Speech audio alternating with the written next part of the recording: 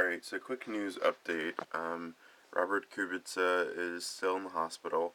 He got transferred out of ICU, so he'll be in the hospital for about another 2 to 3 weeks, and then he'll start rehab. I just read an article that said that he is determined to get back to racing this year. Um, so, obviously his spirits are intact. So awesome news there for him. Renault seems to be leaning towards replacing him with Nick Heidfeld, and they're taking him to test this week, and as long as there aren't any huge surprises in his performance, my understanding is that he'll be their driver. And so, good news for Nick Heidfeld. I would have liked to see Nico Hulkenberg get a race seat, but that's how the game is played.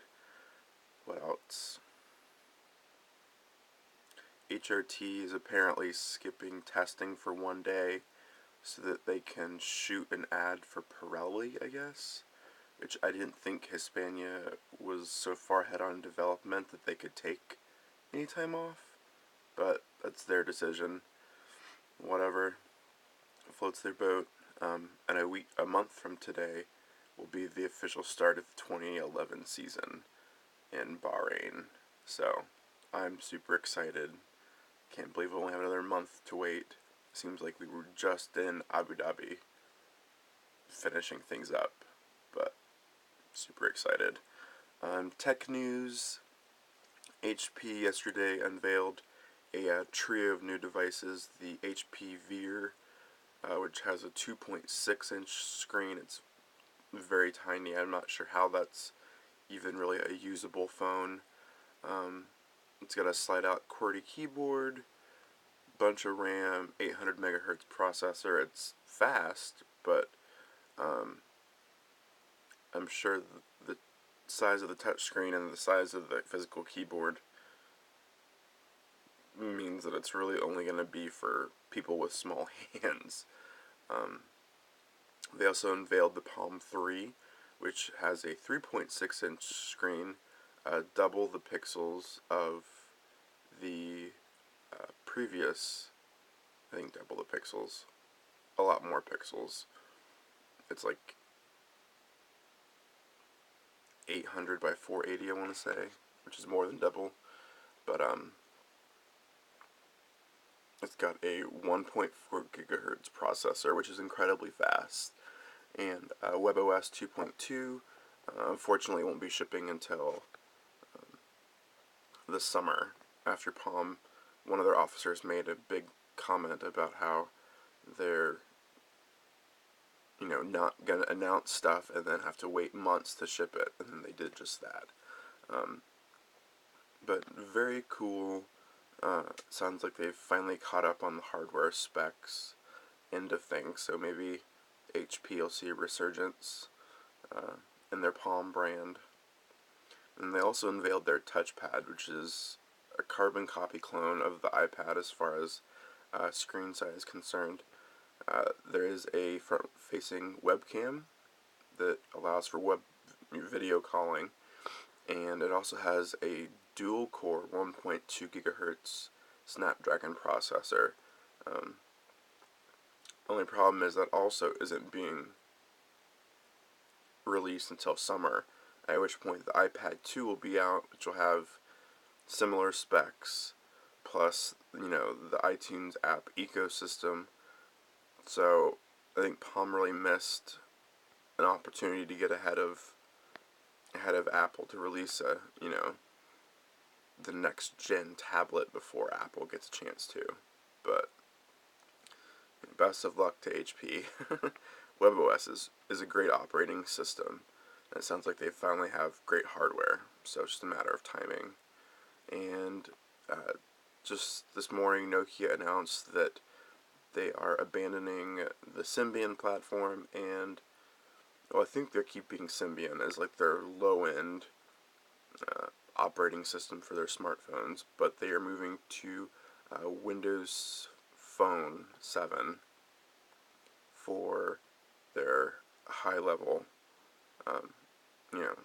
top-of-the-line smartphones.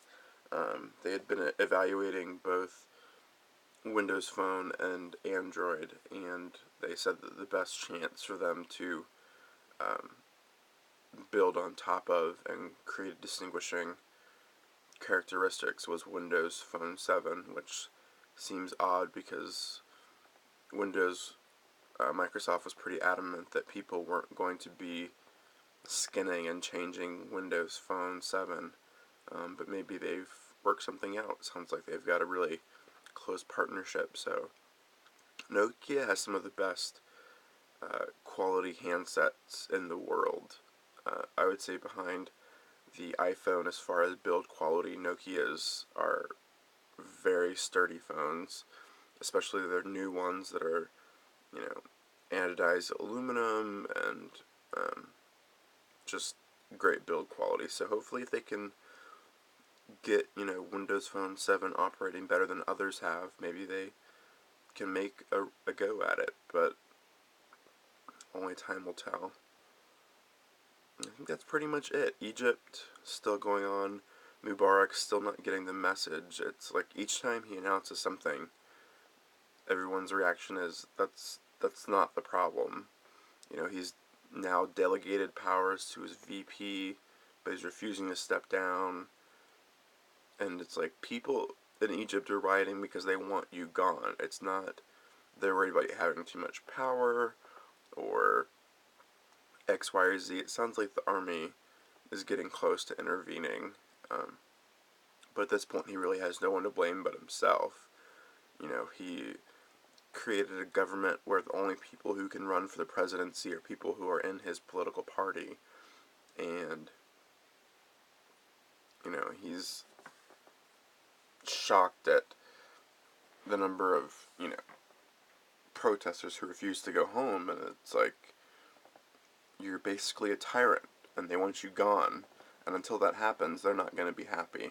So I see the army intervening soon, because they're losing $300 million a day with these protests. I mean, people more and more each day are going out on strike. So I don't see the situation lasting much longer. And the White House is losing patience as well. But anyways, that's it for now. Also, the Verizon iPhone 4 went on sale. It sounds like sales were maybe lackluster. I mean, I went in yesterday to Best Buy. I was shopping for something else, and there weren't lines. I mean, this was at lunchtime, but I mean, there weren't people waiting around trying to get one.